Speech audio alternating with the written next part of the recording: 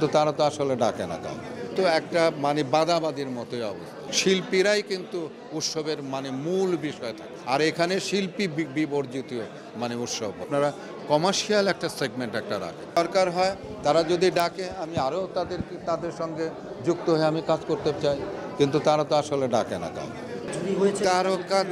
তারকাদের ঘাটতিটা শুধু এইবার না, সবসময় কিন্তু।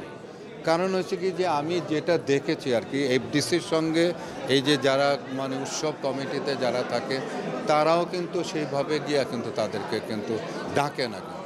এই যে কারণের জন্য কিন্তু একটা বাদাবাদির মতোই অবস্থা। তো এই বাদাবাদি অবস্থার মতো বলেই কিন্তু ওরাও আসে না, এরাও সেভাবে ডাকে না এই জিনিসগুলো। তো আমি বলবো যে এটা আসলে এটা ভুলে গিয়ে সকলকে, ফিল্মের লোকদেরকে, উৎসব কমিটিতে যারা আছে তাদের সবাইকে ভুলে গিয়ে আমার মনে হয় যে সবাইকে সুন্দরভাবে যদি ডেকে নিয়ে আসা হয় এবং অনার যদি করা হয়, তাহলে কিন্তু আমাদের যে ফেস্টিভ্যালটা সেটা আরও বেশি লাইটেন হবে। কারণ হলো সারা পৃথিবীতে কিন্তু শিল্পীরাই কিন্তু উৎসবের মূল বিষয় থাকে। আর এখানে শিল্পী বিবর্জিত উৎসব হচ্ছে। তো এটা তো কোনোভাবে কাম্য না।